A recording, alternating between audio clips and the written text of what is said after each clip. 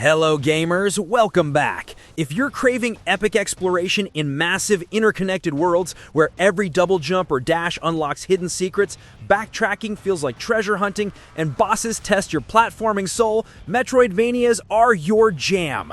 These 13 perfect indie gems nail non-linear maps, ability-gated progression, and that addictive just one more room vibe, all from small dev teams killing it without AAA budgets. Before moving towards our first game, let me know in the comments about your favorite indie Metroidvania gem. Let's get started!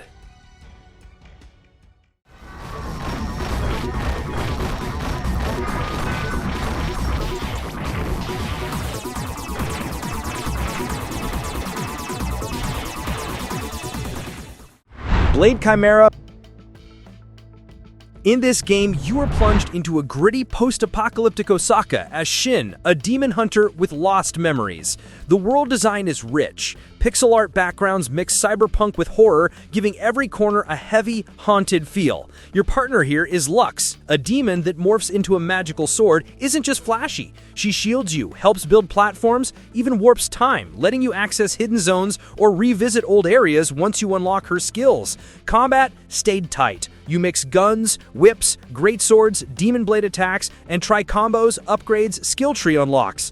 Exploration rewards you. Unlocking a double jump or warp ability made me rethink previously dead-end rooms. Boss fights are tough, occasionally brutal, but that pain-to-reward ratio feels just right.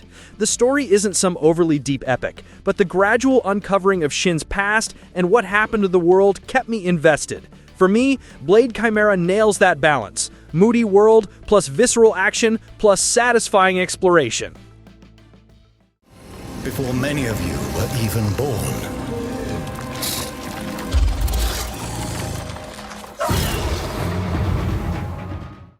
Mandragora, Whispers of the Witch Tree.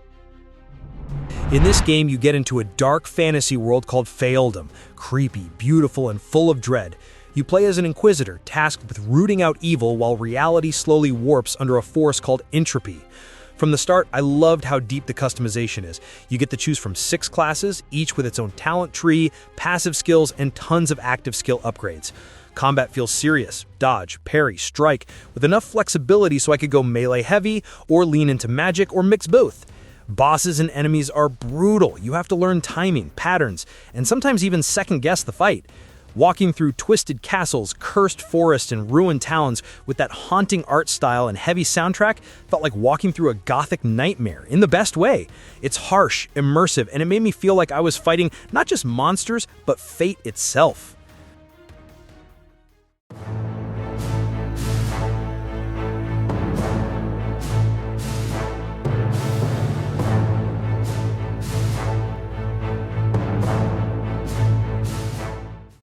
Ender Magnolia, Bloom in the Mist. Playing Ender Magnolia, I was expecting a relaxing follow-up to the previous game, but what I got was deeper, sad, atmospheric, and strangely hopeful. I control Lilac, roaming a ruined kingdom overrun by corrupted homunculi. The world feels melancholic but beautiful. Ruined labs, misty forests, abandoned towns, and every jump, every step feels heavy in a good way.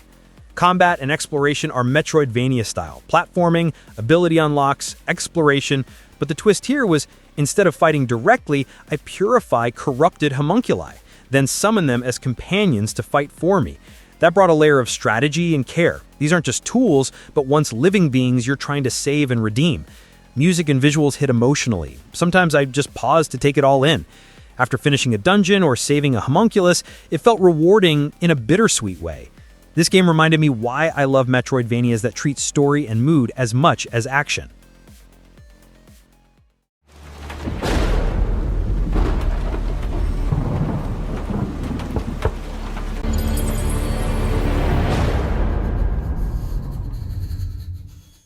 Constance. Felt like one thing I'd played before. It's less about demons or war and more about inner turmoil, creativity, and healing, yet wrapped up in a 2D action platformer. You play as a paintbrush-wielding artist trapped in a dream-like, crumbling inner world shaped by her mental state. Controls and movement are fluid. You dive through walls and floors, slash through enemies with brushstrokes, unlock new techniques, all using paint as both weapon and medium. Every biome, every enemy, every corner feels symbolic. This world reflects the protagonist's mind, her anxieties, regrets, memories. It isn't a perfectly hardcore action experience, but that's precisely the point. It's introspective, emotional, art-driven. After playing sessions, I ended up thinking about the themes: self-doubt, identity, and healing.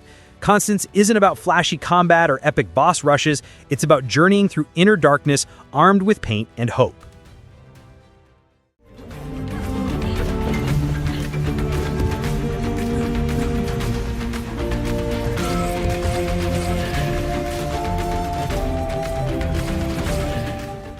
Primal Planet drops you into a lush, dangerous world of dinosaurs, savage tribes, and mysterious alien technology, all rendered in detailed pixel art. You begin as a cave dweller whose village gets decimated by a sudden T-Rex attack, and your goal becomes survival. Gather resources, craft weapons and tools, upgrade skills, and navigate different biomes like dense jungles, plains, mountains, and even ocean depths. The game blends classic Metroidvania-style exploration with survival and crafting mechanics.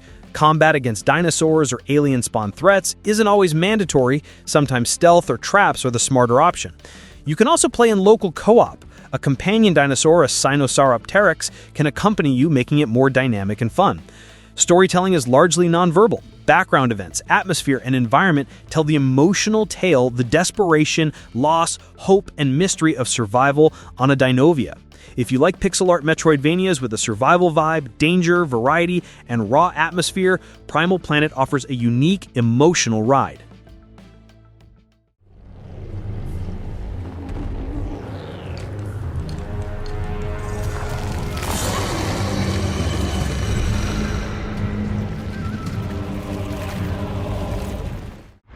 GRIME II, a surreal action-adventure Metroidvania where you play as a formless, an art-mimicking being that can absorb defeated enemies using hand tendrils and turn them into molds. Those molds grant you abilities, projectiles, summons, special attacks, letting you customize your playstyle as you explore a bizarre, dreamlike world. The environments are weird and imaginative. Giant vases, painted nail architecture, strange landscapes. Every location feels like part of a living painting. Combat mixes close quarters fights, parries, and absorb and reuse mechanics. The mold system rewards experimenting. Absorbing different enemies give different powers, so exploration and combat feel varied and creative.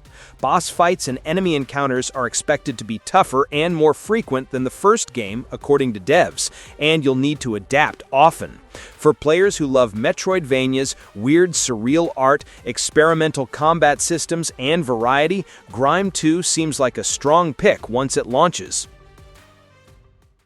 The memory they could not erase.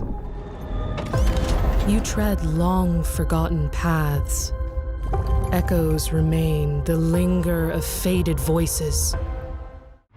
Mio, Memories in Orbit. A sci-fi Metroidvania. You play as an android named Memories in Orbit aboard a massive spaceship, the Vessel, which has fallen into disrepair. Within its overgrown, decaying corridors and forgotten chambers, Mio must explore, restore lost memories, and uncover what happened aboard the Vessel. The atmosphere promises to be haunting and evocative: broken machinery, creeping vines, silent emptiness, and flashes of the past, setting up mystery and emotional weight in a sci-fi setting. Gameplay leans on exploration and platforming, with environmental traversal and likely precision action. The mix of ruinous sci-fi world plus exploration mechanics aims to deliver a contemplative but engaging experience. Because the story revolves around restoring memory rather than loud combat or over-the-top action, Mio looks like a title for players who enjoy slow-burn mystery, mood, and subtle world-building. As of now, info is limited, but what's revealed suggests a unique indie Metroidvania with emotional sci-fi core.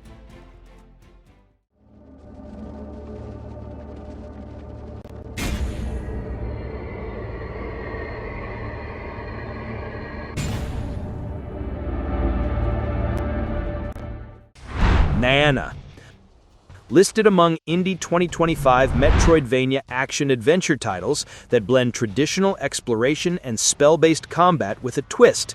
Instead of relying on swords or guns, the protagonist uses custom-created spells to fight and traverse. The premise is, you fight under oppression from magical masters, and your mission involves the liberation of oppressed people, freeing them and building a haven.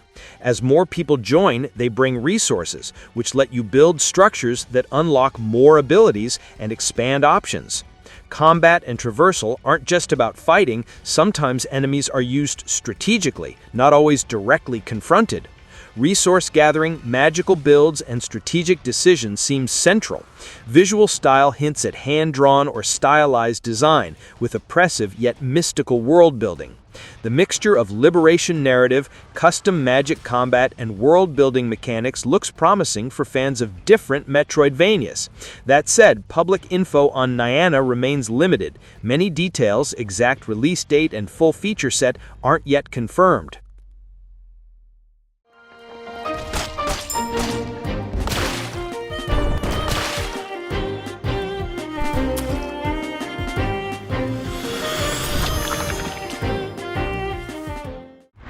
Nevergrave, The Witch and the Curse.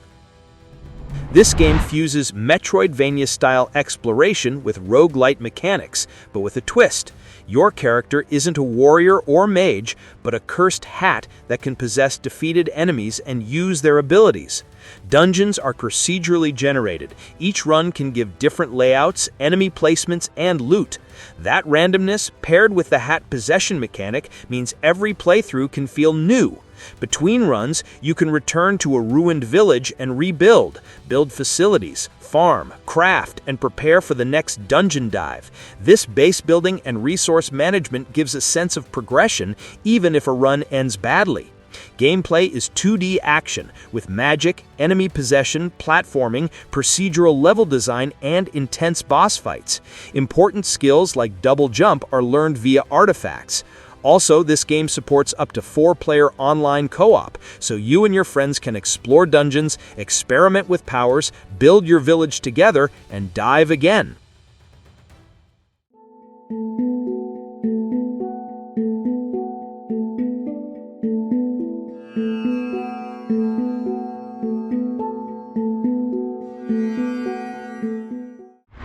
Nocturnal 2. An upcoming atmospheric action-adventure game. You play as a character named Ardashir, the bearer of the enduring flame. The game world is a forgotten island or city called Itash, plunged into darkness by a curse. Your goal is to explore the dark depths and towering heights of this world to break the curse. The gameplay emphasizes smooth, expressive movement and combat, with exploration in a stylized 2D cityscape inspired by hand-drawn and dark fantasy aesthetics. As you unlock new abilities, the interconnected city opens up more routes, a core Metroidvania element. The mood seems minimalist and atmospheric, discovery, secrets, and dark fantasy ambiance rather than over-the-top combat.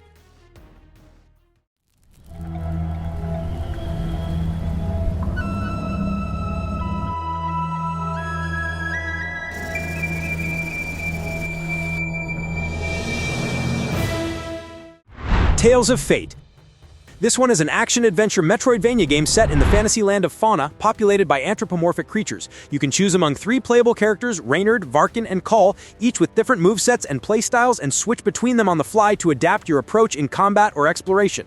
The game world is handcrafted pixel art, featuring more than 10 distinct biomes, castles, ruins, dark dungeons, ancient woodlands, and more. Combat relies on tight 2D controls. You can jump, roll, dash, swing weapons, or use spells, and there's deep customization, over 100 different items, various equipment, weapons, skill trees, and build options. Expect challenging, Souls-like boss fights, dynamic enemies, and a compendium system logging creatures you encounter.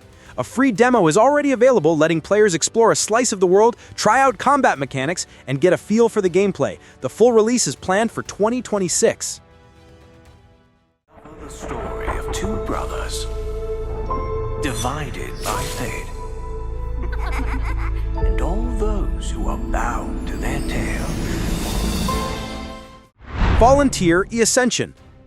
Fallen Tier combines 2D Metroidvania exploration with JRPG-style storytelling and party character bonding mechanics. You play as a protagonist named Hyra, a mysterious young person with a forgotten past. The world here is called Rawa, which is magical, large, and hand-drawn, with many biomes like forests, ruins, forgotten cities, all filled with secrets, beasts, corrupt gods, and hidden lore. You can slash, dodge, use magical or elemental abilities, and switch strategies mid-battle.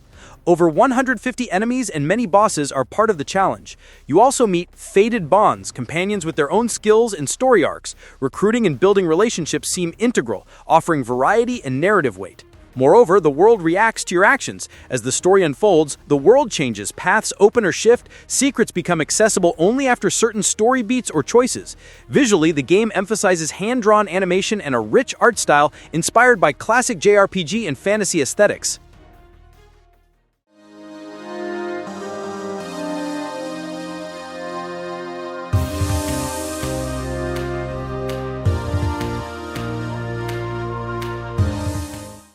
Clockwork Ambrosia.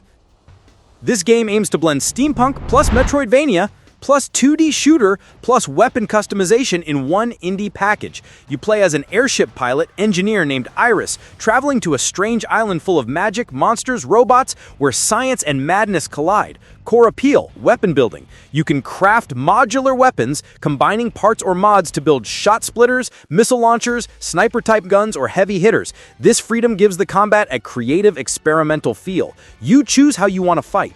Exploration is big. The game world includes a cloud city above the clouds, lush mushroom forests, and sunken kingdoms beneath. Each biome visually distinct and packed with secrets, giving variety to exploration and combat zones. The vibe is steampunk plus fantasy with pixel art style and imaginative world building. The island's mysteries, abandoned laboratories, machines, and the collapse of human ambition form the backdrop for the adventure. So, 2025 has turned out to be a great year for fans of indie Metroidvanias. With games like Blade Chimera, Mandragora, Whispers of the Witch Tree, Ender Magnolia, Bloom in the Mist, and Constance, there's a nice mix of styles. From cyberpunk demon hunting to dark fantasy Souls-style action, haunting spirit summoning, and hand-drawn emotional platforming. The variety makes it easy to find something for any mood. Hit that like and subscribe button if you guys have enjoyed the video. Thanks for watching.